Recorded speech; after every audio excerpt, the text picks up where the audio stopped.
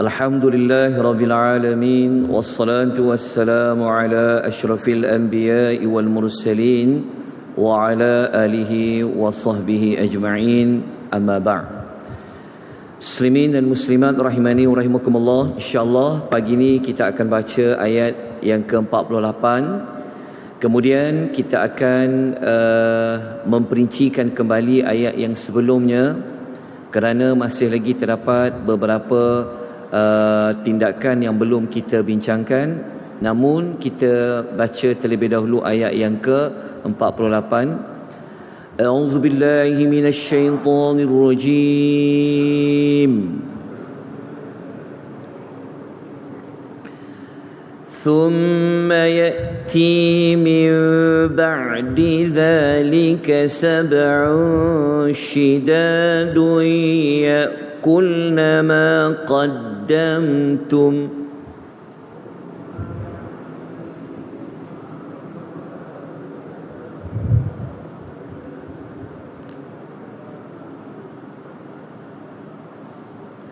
ذلك 7 شداد يأكلن ما قدمتم لهن إلا قليلا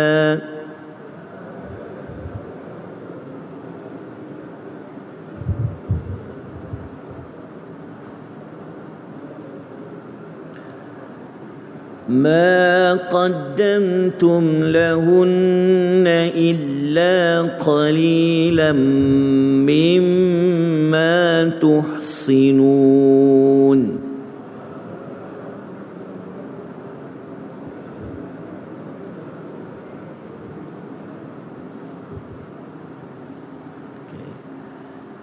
Nabi Allah Yusuf alaihi salatu wassalam memberikan tafsiran ataupun tindakan yang perlu diambil melalui mimpi raja yang telah disampaikan oleh rakan sepenjara dengan beliau, yang mana Nabi Allah Yusuf mengatakan summa, kemudian akan datang selepas tempoh itu. Maknanya ayat 48 ni Nabi Allah Yusuf mengatakan selepas datang 7 tahun yang pada waktu itu waktu perlu bercucuk tanam selama 7 tahun berturut-turut.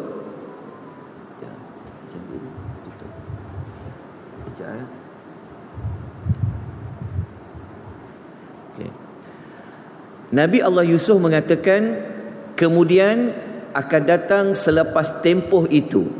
Tempoh itu maksudnya 7 tahun yang Nabi Allah Yusuf telah pun memberikan nasihat supaya 7 tahun yang kita baca ayat yang ke-47 semalam, akan datang selepas itu 7 tahun kemarau yang besar yang akan menghabiskan semua makanan yang telah kamu simpan, yang kamu sediakan, kecuali sedikit daripada apa yang kamu simpan.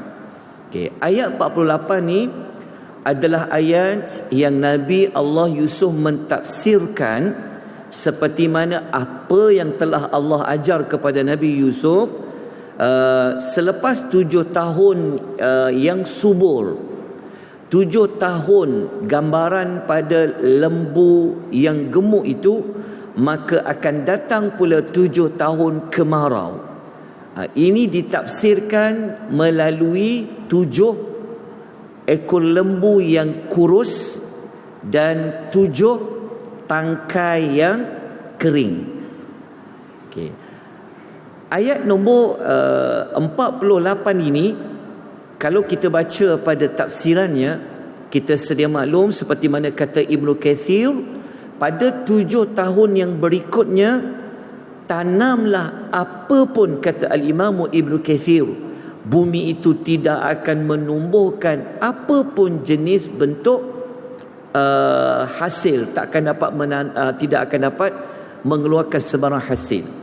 Okey.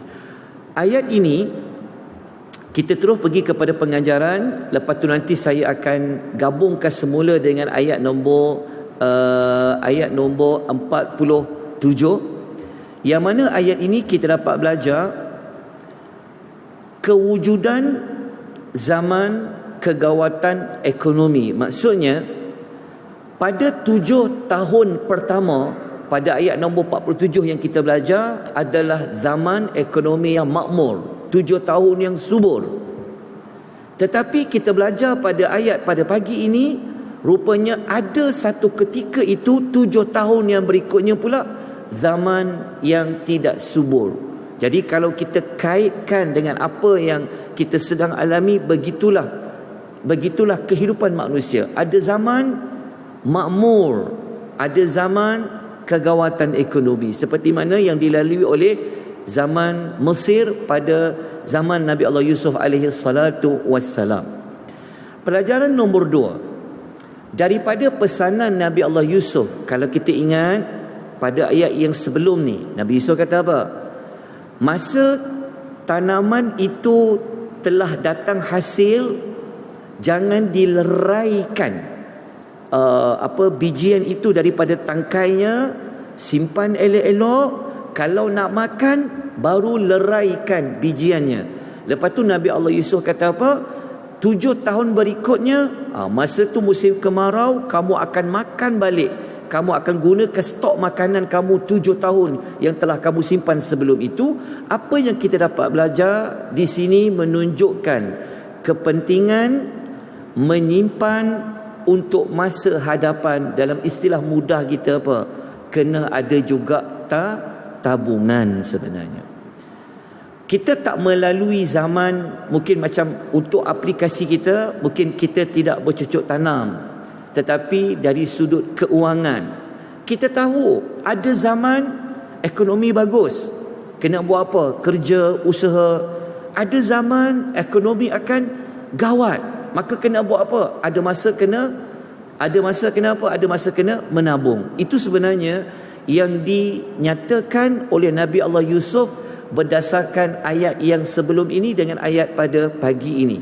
Maknanya kata Nabi Allah Yusuf, kalau kita baca ayat ni, ada 14 tahun. 14 tahun tu, kejap lah puan ya, earphone saya berbunyi.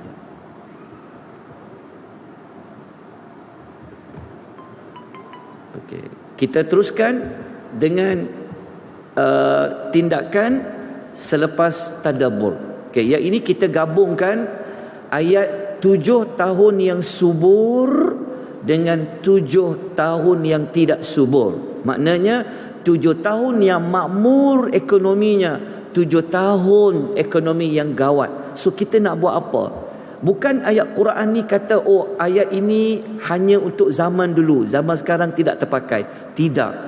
Inilah sebenarnya sebaik-baik kisah yang Allah nak bagi tahu kepada kita. Rupa-rupanya Quran bukanlah hanya cerita tentang syurga, hanya cerita tentang neraka, hanya cerita tentang dosa, pahala. Tetapi Al-Quran juga memberikan kita panduan di dalam bab kehidupan manusia. So ekonomi nak buat macam mana? Baik, saya gabungkan pengajaran yang kita belajar pada ayat nombor 47 dengan ayat nombor 48, yang mana dua pengajaran, dua tindakan telah kita sebut pada pagi semalam. Kemudian kita tambung tindakan yang ketiga. Ini untuk pihak kerajaan. Kalau zaman Nabi Yusuf, iaitu Mesir itu sendiri, kena buat apa?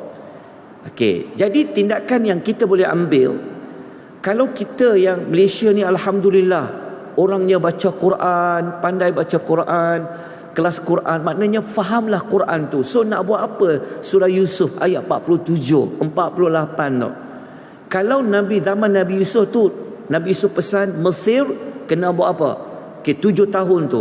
Maknanya berdasarkan tindakan itu, tindakan ni tuan-tuan bukan datang dari saya ya. Ini sebenarnya saya baca beberapa jurnal ya, jurnal artikel di kalangan orang-orang yang pakar, ketika mana mereka nak bincang macam mana nak buat ekonomi kita ni. Masa dia makmur kena buat apa, masa dia gawat kena buat apa. Maka para ulama mereka akan merujuk surah Yusuf.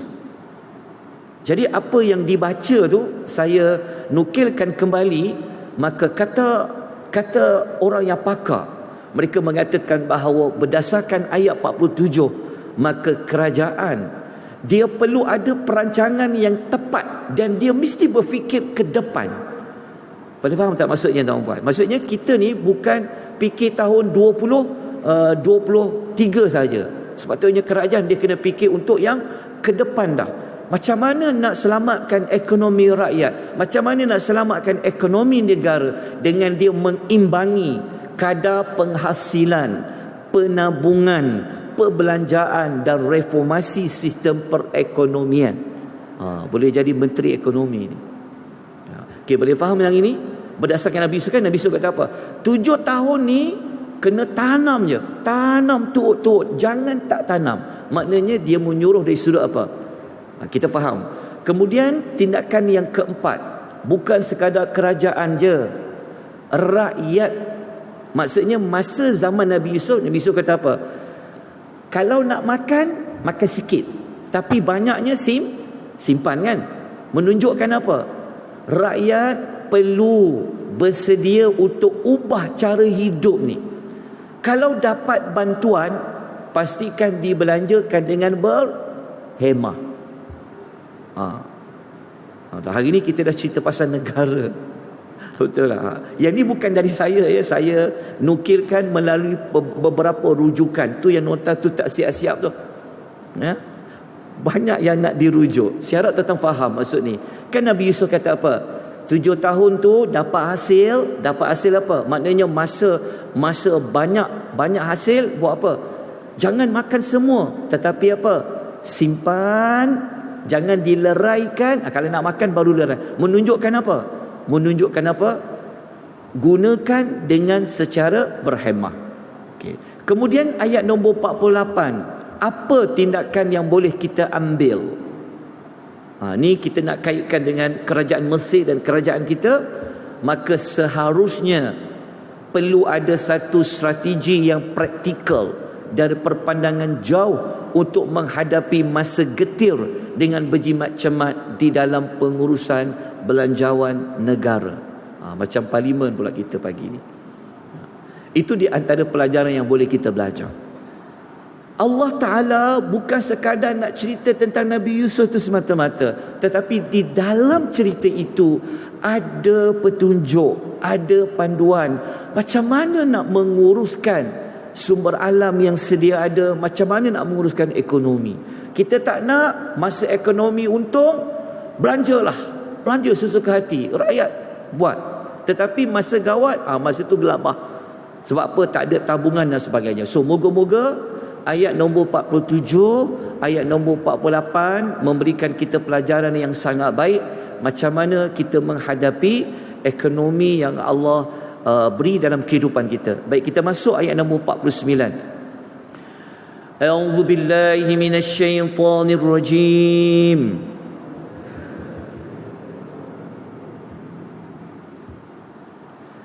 ثم يأتي من بعد ذلك عام فيه يغاث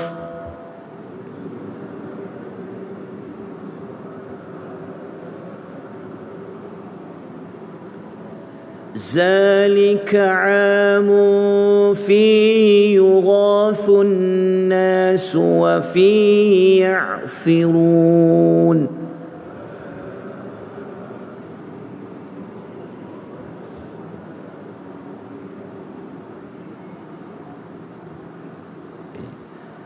Ayat 49, Nabi Allah Yusuf dia menyatakan tahun yang ke-15. Dia kata apa? Kemudian akan datang selepas 7 tahun yang kemarau itu ada 1 tahun yang pada tahun itu orang ramai akan dapat hujan yang lebat, dan pada waktu itu mereka dapat memerah. Memerah ni maksudnya apa? Mereka dapat hasil tanaman yang subur, hasil tanaman yang banyak. Okey. Ayat 49 ni, Nabi Allah Yusuf memberi jawapan tambahan yang tiada kaitan dengan mimpi si raja tersebut. Sebab raja tersebut dia hanya mimpi 14 tahun sahaja, melalui 7 tahun. 14 tahun tu macam mana kita boleh tahu 14 tahun? Kerana 7 ekor lembu yang gemuk, ada 7 ekor lembu yang kurus. 7, 7, 14. 7 tangkai yang hijau, 7 tangkai yang kering. Maknanya 7, 7 jadi 14 tahun. Tetapi ayat 49 Nabi Yusuf kata apa? Tahun yang ke-15, dia kata. Tahun yang berikutnya, negara Mesir itu nanti Allah akan beri dia hasil yang sangat banyak. Okey. Ayat 15 ini, kalau kita perhatikan baik-baik, ada penggunaan kalimah yughath. Yughath ni sebenarnya adalah hujan. Tetapi di dalam Al-Quran, kalau kita pelajari pada tafsiran ayat, tuan-tuan nampak tak tulisan dia? Boleh nampak kan? Okay, tadi nota kan, susah nak rujuk. InsyaAllah bagi saya sedikit waktu. Tapi tak sampai 14 tahun lah. Seminggu je, InsyaAllah saya akan siapkan. Ayat ni sebenarnya, kalau kita belajar tentang hujan, banyak dalam Quran Allah guna, kalau kata air hujan yang turun, Allah akan gunakan al-ma', ma'un, air. Tapi dekat ayat ni Allah guna yughath. Yughath dekat sini merujuk kepada apa? Merujuk kepada air hujan tu, kalau dia turun, bukan dia turun biasa-biasa, tapi dia turun air yang sangat mencukupi untuk apa? Untuk menghasilkan tanaman yang banyak. Okey, tuan-tuan dan puan-puan rahimani wa rahimakumullah. Apa pelajaran yang boleh kita ambil daripada ayat yang ke-49? Nombor 1, macam mana Nabi Allah Yusuf dia boleh tafsirkan tahun yang ke-15, sedangkan raja itu hanya mimpi untuk tempoh 14 tahun saja? Ini menunjukkan bahawa Nabi Allah Yusuf itu, dia sebenarnya adalah seorang rasul. Dia dapat wahyu daripada Allah. Allah yang mengajarkan kepadanya mimpi. Allah lah yang memberikan kepada Nabi Yusuf itu apa yang tidak diketahui oleh orang lain. Itu pelajaran nombor 1. Pelajaran nombor 2 kita dapat pelajari dekat sini. Di sebalik kesusahan itu ada kesenangan, di sebalik senang itu ada susah. Maksudnya ada masa ekonomi bagus, ada masa Allah aturkan tak bagus. Lepas tu sampai pula bagus pula. Cuma apa yang kita lakukan ketika ekonomi bagus, kepada ekonomi tak bagus dan sebagainya. Inilah yang kita boleh ambil daripada kisah Nabi Allah Yusuf alaihi salatu wassalam. Baik, habis tentang tafsiran mimpi yang dikemukakan oleh Nabi Allah Yusuf kepada rakan yang pernah duduk sepenjara dengan beliau. Jadi kita masuk kepada ayat yang ke-50. Kita terus kepada adegan yang keempat. Okey, ayat 50 ni, raja yang telah bermimpi itu dia merasa sangat takjub. Bagaimana seorang lelaki dalam penjara dia boleh bagi solusi, dia boleh bagi cadangan, idea yang sangat, kita panggil apa, sangat strategi kan, untuk tempoh 14 hingga 15 tahun. Maka mari kita baca ayatnya. Wa qala al-malik tuni bi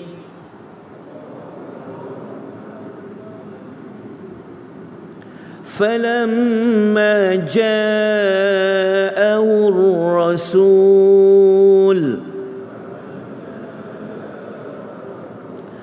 قال ارجع إلى ربك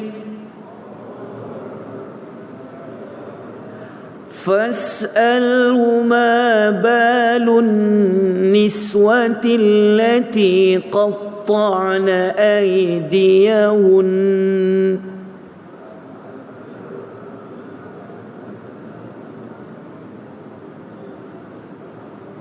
إن ربي بكيدهن عليم.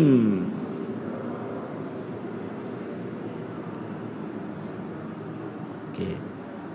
Raja ni berkata, dia kata apa? Bawa Yusuf itu keluar dari penjara, dia kata. Ini sekarang cerita tentang Yusuf nak dibawa keluar dari penjara. Raja, kita tahu kan raja ni ada kuasa, betul? Dia boleh mengampunkan orang yang bersalah. Raja boleh keluarkan orang daripada penjara. Rupanya dulu lagi dah raja ni dia ada kuasa yang besar untuk keluarkan orang daripada penjara. Raja tu kata apa? Bawa Yusuf itu keluar dari penjara, jumpa kepada aku. Maka ketika mana raja tu hantar satu utusan kepada Yusuf di dalam penjara, Nabi Allah Yusuf dia tak nak keluar dari penjara. Sebab apa? Kita tengok Nabi Yusuf kata apa. Tak ada, tak keluar. Oh, dia suruh berhenti dah. Betul lah, dah 21 minit dah. Kita sambung besok ni. Dia nak keluar sekejap. Okey, sekejap lama. Orang tengah syok-syok ni dia hilang pula. Tak apa, sekejap. Dia tak keluar. Minta maaf tuan-tuan. Oh, dia dah keluar dah, alhamdulillah. Okey.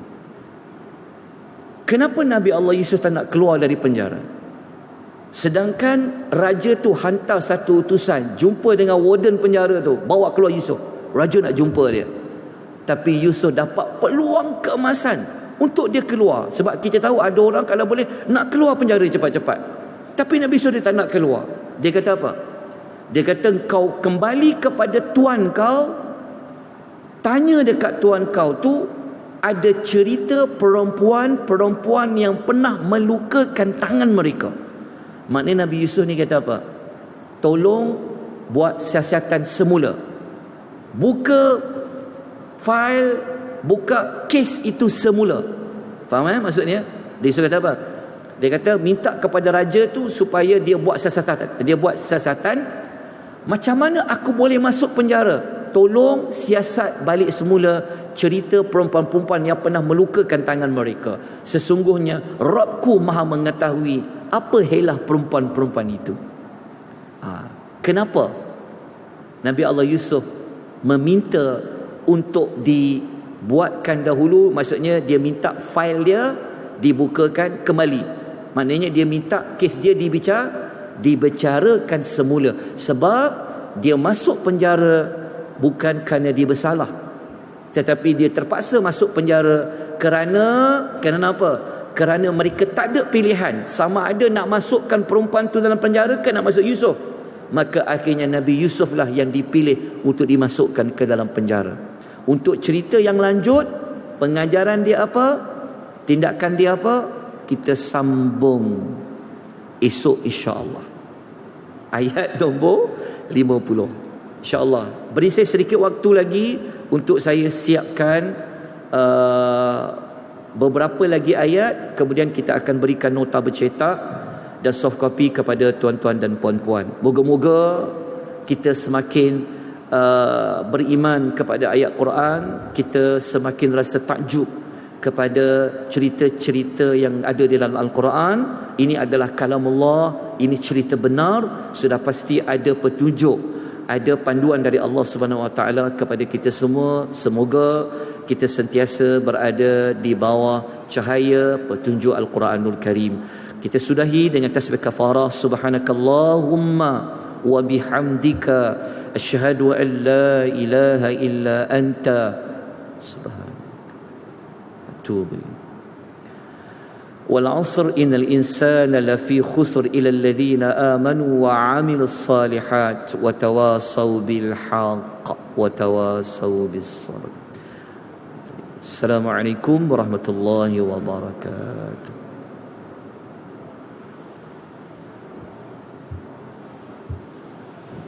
Waalaikumsalam.